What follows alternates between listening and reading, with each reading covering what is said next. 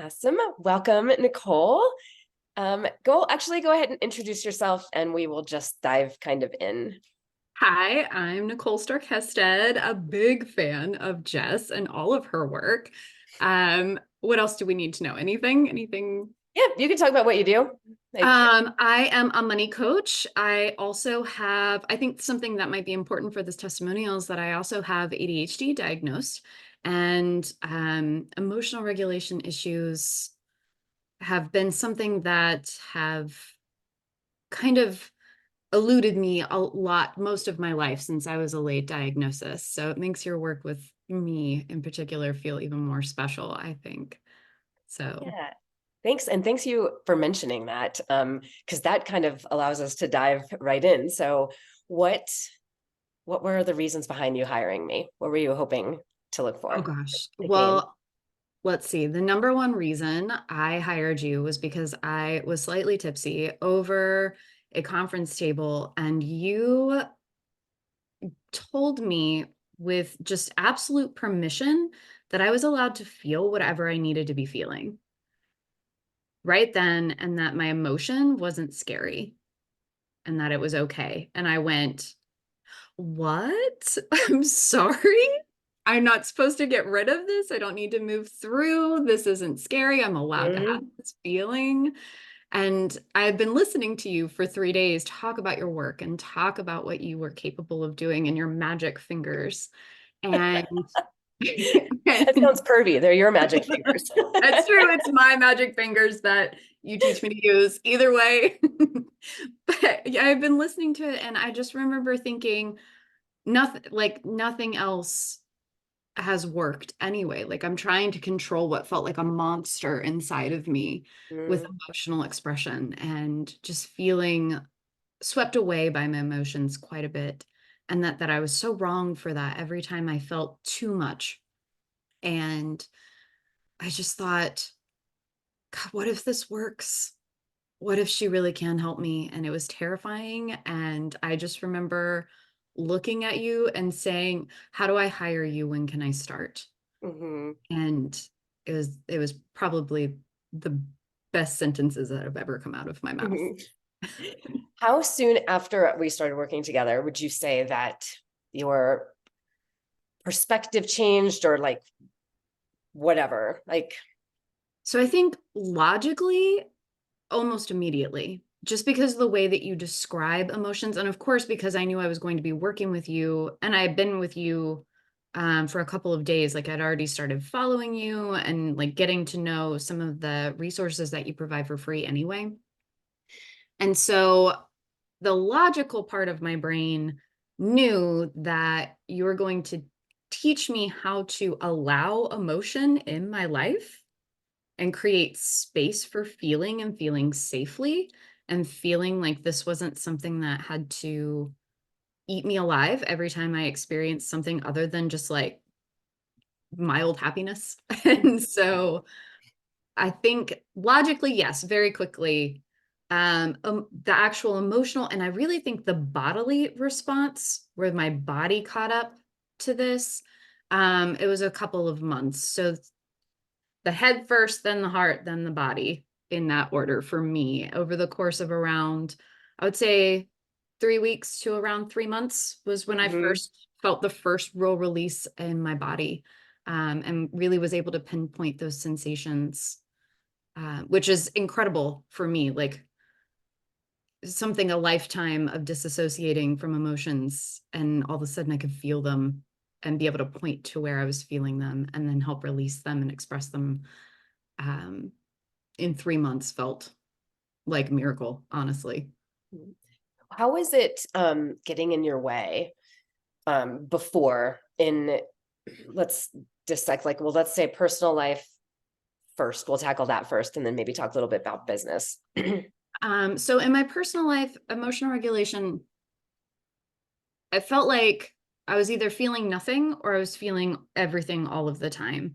And when we started our work together, which what is like 2 years ago now, which is Yeah. crazy to think about. But when we started our work together, I have very young children at home, who also all have emotional regulation issues because they are, one, small children, and two, also ADHD. And so there was a lot of emotional triggering happening, and me not being with children, you want to be their calm. You want to be Mhm.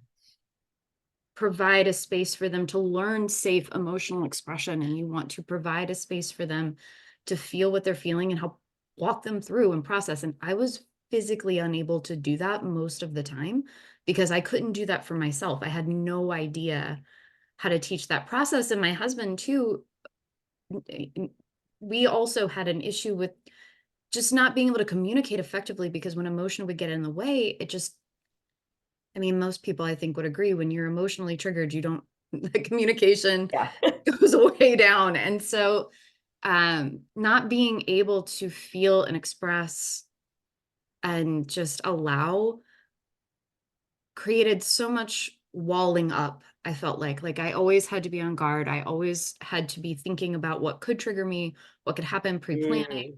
Mm. And so it was just really, honestly, just exhausting. I was very exhausted all of the time at home. So that was a major effect. And then the shame spiral afterwards too. Like if you felt something, and this is what's weird is it wasn't even just in negative emotion, it was in positive Mhm. emotion. Anytime I felt so happy, I would immediately try to ground myself, because I was like, this isn't going to last, I'm going to end up being hurt, and it's all going to come crashing down anyway. I might as well control my happiness being crashed. I'll sabotage that for myself. And Yes. so I think yeah, it was just really dampening the whole human experience Mm. quite a bit at I home. love that you mentioned that. That's so such a good thing to point out, because we are, when we're not capable of e- feeling, acknowledging, expressing like those emotions that make us uncomfortable, we are also unable to do so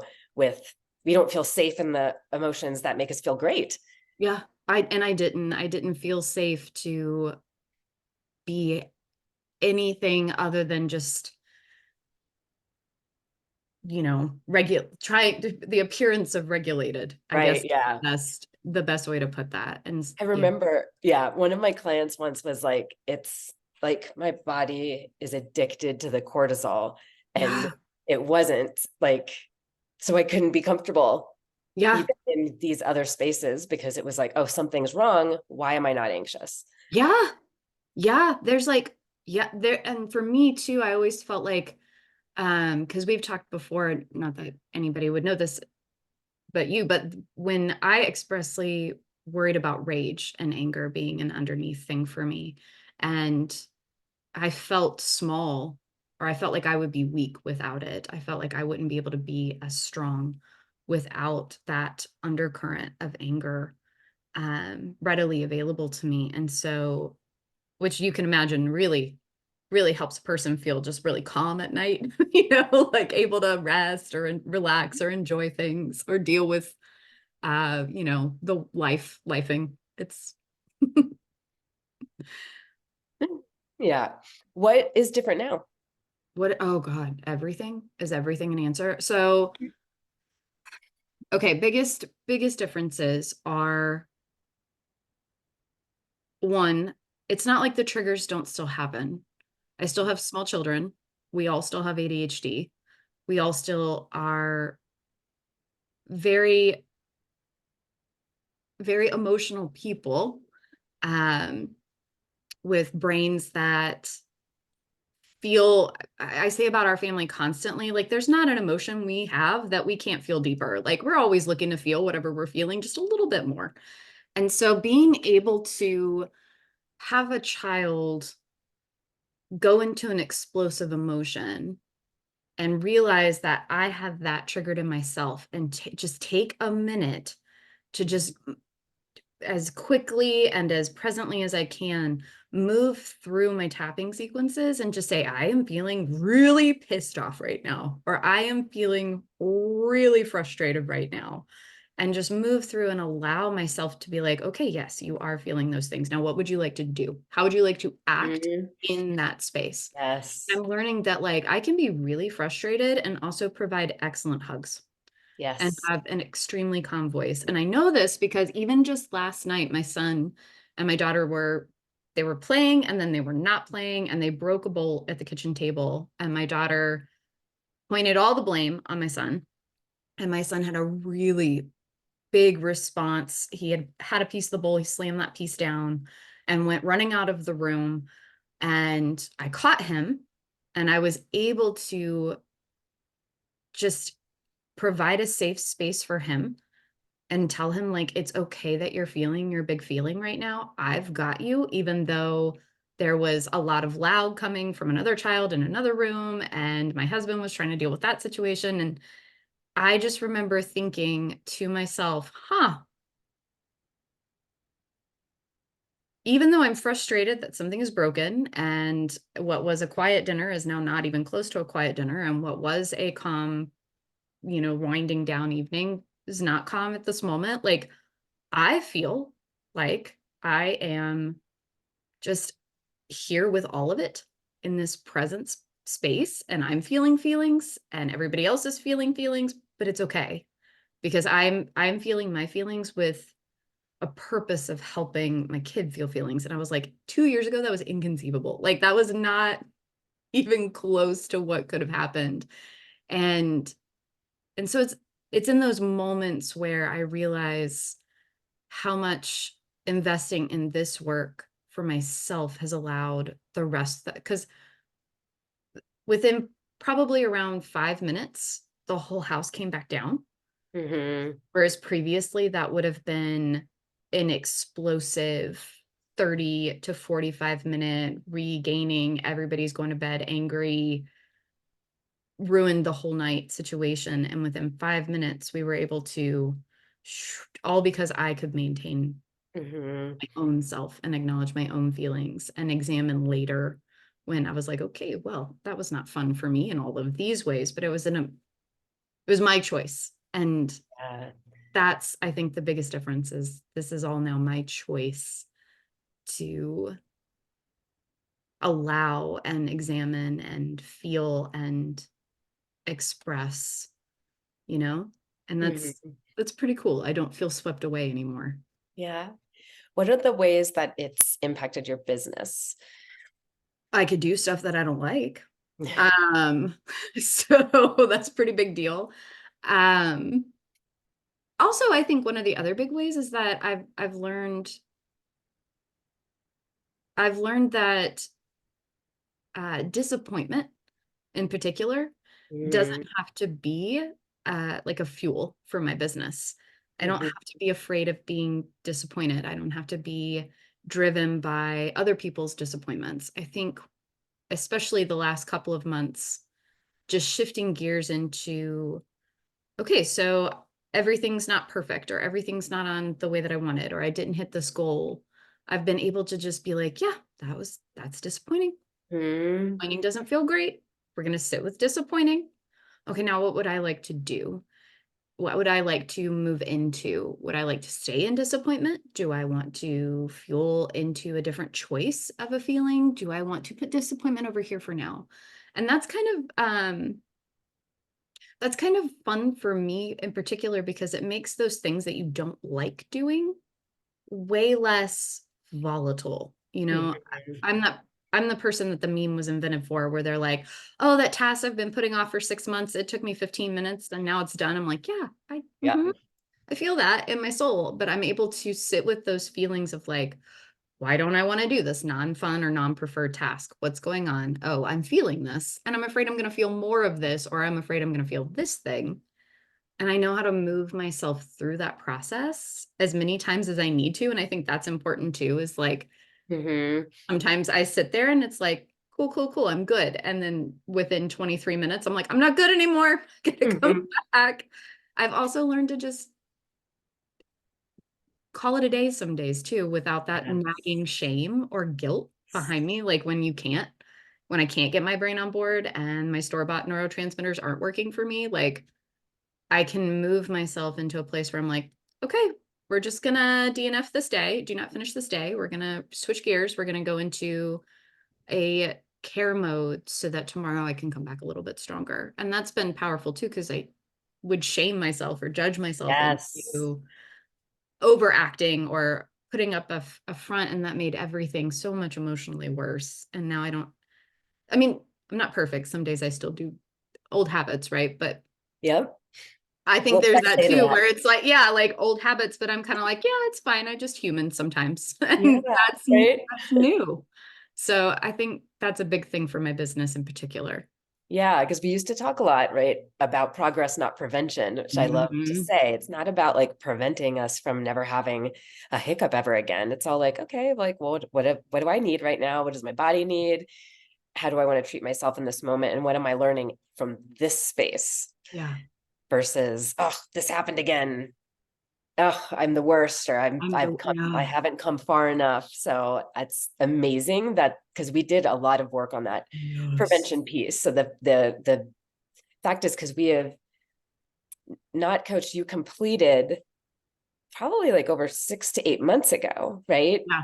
Yeah. So It the was, fact that you're still doing this, like yeah. it's lifelong stuff. Like, and actually now I think about it too, because like the work we did, particularly with that deeper, the energy stuff, like that is going to continue to compound. Is there anything that you've noticed, or what are the things that you've noticed the most since like the ending of our work together, the completion of that at that point that you've noticed? I think it's the sustainability of the practice, right? So like you're not just learning, there's the coach, there's like this, and you'll be able to say this better than me, but like there's a coaching piece where you're like in the brain and you're like logically tying the pieces of what's working and what's not working for you about your emotional regulation together, right? And we talk through it and we bring up some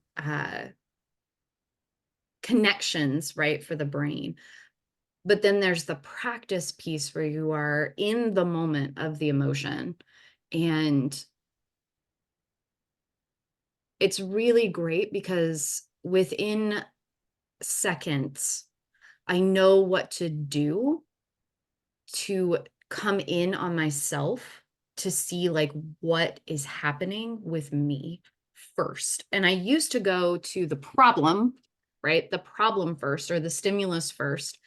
And now I have this like moment where I pause and I start to work myself through like my protocol is like we created basically a Nicole protocol for when anything was happening that I wasn't fully feeling or I was feeling feelings, but I was feeling feelings about feeling feelings, right? And so Yes. You were making you working the problem. right. Like, And then I would be the problem. And so working through that and being able to be like, I am not a problem. A stimulus has happened. And I think being able to say, I am not a problem and I yes. am not the problem has been one of my biggest victories in all of this is like, Yes. I am human with a problem Yep. and move through a process of speaking to myself differently so that I can actually take care of myself in that moment and then make really fast decisions about is it time to process all of this fully now? Or am I just trying to get back to a regulated state where I acknowledge and I honor that I'm in this place, but I want to put this over here for now because really the stimulus does have to be dealt with. Like my son breaking a bowl last night, like that needed to be dealt with. We needed to calm him down. We needed to get glass cleaned up. We needed to calm my other kid down. We needed to get the third kid okay. Everybody needed to come back to a balanced state. And Yes. so I was able to just be like, okay, I am here. This is me. I'm putting this over here, moving through. I'm dealing with my stimulus that has triggered all of this for everyone and move my son and then move somebody else through the same protocol, which is super fun as a parent Yeah. be able to work through and be like, hey, you're feeling a really big feeling. What does it feel like? And my son's like, I feel sad. And I'm like, that's right. Sad is okay. Something happened you didn't like. You're still a good kid. You're such a good kid. You just feel sad. And so we just sat there and I, rocked and rubbed in his spots. And it just feels like it really does feel like magic being Yeah, able to do that, you know? absolutely. And I think like that's the thing to highlight, right? Is like, because in our sessions together, we're doing like the deep get it out at the roots, like the things that caused us typically in childhood to develop certain coping skills or certain ideas about ourselves. And when we're no longer running from those narratives of I'm not good enough, I'm not lovable, I'm the problem, then we can like move through the world just experiencing things as they come up and being able to like, and not only like help ourselves get back to level, but like those around us Yeah. as well. And it doesn't have to be like this big giant ordeal.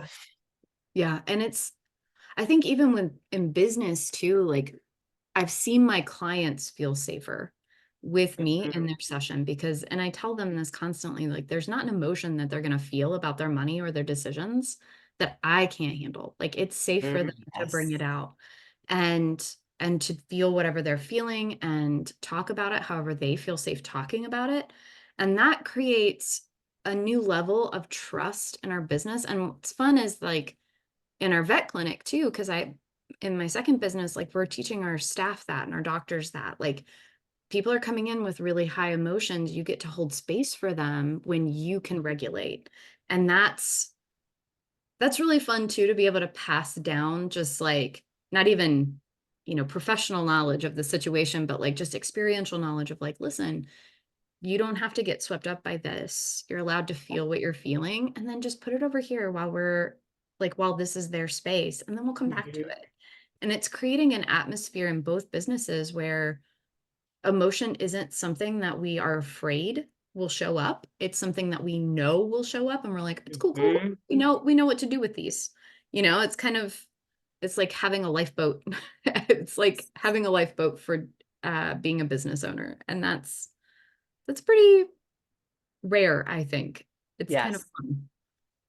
Yeah. What was your like favorite thing, or is there a part of it that was like your favorite? Um, oh gosh, my favorite part of coming. Well, one,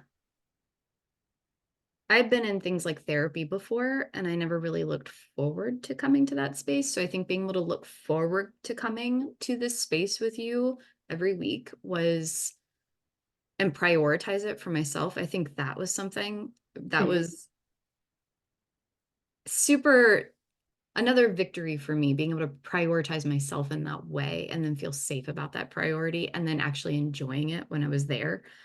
Even if it wasn't enjoyable as a session, like, but still enjoying it as a Yeah. process and still seeing the benefits of a process. So that's one thing. Two, you're so human and you let humans be humans when they're with you. And so that there's nothing I felt I couldn't be open about. There was nothing I felt like I needed to hold back or that I couldn't bring to you if I needed to because you created that open space. And so I really love that as an experience. And then I think three is just being able to take my tools with me. Like I'm tapping under the table right now on my fingers, Mhm. and you taught me to do that, right? To be able to put my thoughts in order and keep myself from, going too far or too fast or and be able to present like a person that can talk about things in a prepared manner.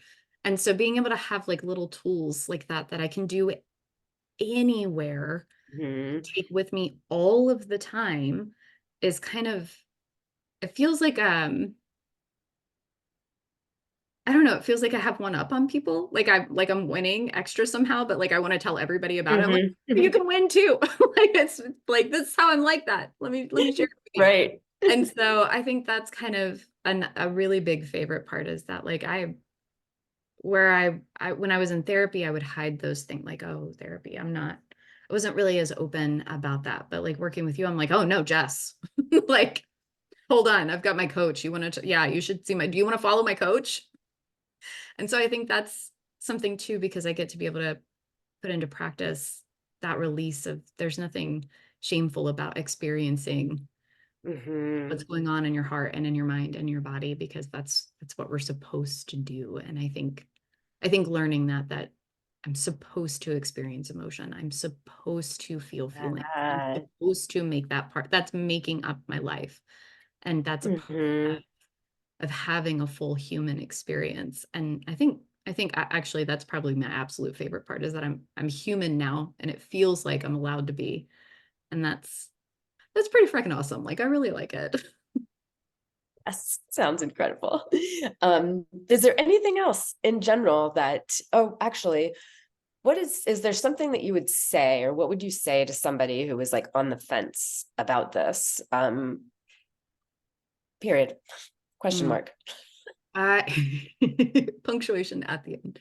I Yep. would say that Jess always punctuates her sentences for you, so you never have to worry about like if it's your turn and what she needs from you, she's going to tell you. In all seriousness, if somebody really were sitting on the fence or they were entertaining working with you, I think the biggest thing I would want to tell them is you're probably not doing it because you're feeling an emotion you don't know how to regulate and allow in your life. And that should be a clue that this is exactly what you need and exactly where you need to be, and that you aren't going to feel things like ready or sure or, in control of the situation until after you work with Jess. And so it's probably best just to like push the consult button, pay the bill, go all in. Like, you're going to learn to be able to do those things and do big, scary things. I've done a lot of big, scary things now that I can regulate my emotion. Mhm. And I only learned to do that by saying yes when I was dysregulated, by saying, I know I need to do this thing. I know this is the Mhm. direction I want to go. This is the progression I want to have. And I need to stop trying to prevent kicking the can, like prevent that. No, get away from me. This is scary feeling. I have to jump Yeah. now. Like, it was my first practice and I want to do a big scary thing. So I have to do a big scary thing. And so I think that's what I would say to anybody that's thinking about coming to work with you and being in your sphere, and everything that you offer your clients is like, you're gonna learn by doing it. So just do it. Just Mhm. go ahead. It's a good idea. Yeah. And is there anything else I haven't covered that you think I should know or somebody else should know? Um, you're gonna feel silly at first. Like, just accept that. Like, there's gonna be a level of, what am I doing? Why, how is this? I know that I had a really not difficult time. What's the word? Like, it was like a transition period of, I am Yes. moving through a grounding Mhm. practice, and I had to go through and learn to regulate my embarrassment over something, of learning something new that felt uncomfortable, and then putting that into practice when I needed to put it into practice. And I think that just, I want to normalize that experience for anybody, especially if you have like a talk therapy history. Coming into this space is so very different because you are integrating all of you. You're bringing all of you Yes. into a present space to deal with past, present, and potential emotion within your body, and learning to process it. And so it feels weird because you can literally feel it everywhere and you're moving through your body, and just be okay with that. Like, just know that that's something that's going to happen and be okay. One of the things actually that I remember you saying, and it was so beautiful in the moment, and I'd never thought of this that way, but it's been so helpful to clients like present and ever since you said this to me, and I really appreciate you for it. But I remember yes, we were going through that transition, or you were going through that kind of transition, and as the thing is like EFT and this work can happen so quickly. It can shift things so quickly. And you were like, it's kind of like phantom limb syndrome, Yes.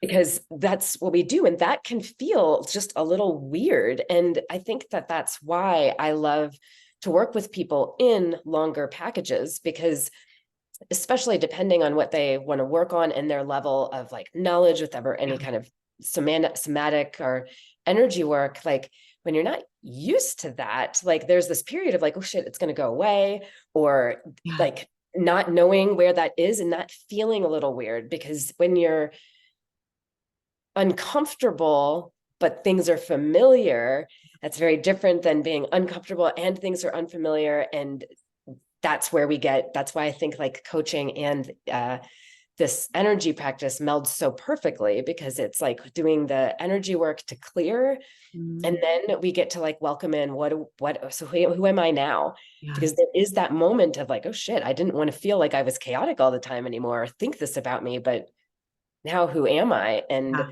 so I think that's such an important thing to say, and I'm so glad you said that. Yeah, no, I think having the opportunity, I think it is a scary thing when you don't have all of your coping mechanisms that you're used to doing. And there's like a blank page of like, well, if I don't have these stories about myself anymore, what do I say? And I think one of the most beautiful moments right at towards our last session that I realized was I'm writing it. Like, this is an active process. Like, I don't have to know all the way. I've got the open book in front of me, and I'm writing the stories right now. I'm getting to choose my new narratives. I'm getting to step into these higher level concepts about myself and what I'm capable of thinking, of feeling, of doing. And with this permission slip of like, yeah, sometimes I'm going to be a human and I'm going to fuck it up. And sometimes I'm going to get a little out of control. And sometimes I'm going to nail it, like just crush it. And it's going to be awesome. And none of that changes that I am an excellent, excellent human being doing good in the world, that loves her kids, is a great mom, is an excellent spouse, right? Like, these are my new narratives that I got to take in and truly believe. And it's just, I don't know, it was worth being scared for a little while over. Yes. Oh, I love it so much. Thank you so much for doing this with me. Of course. All right, bye. Oh, how do I stop recording? Oh, there we go.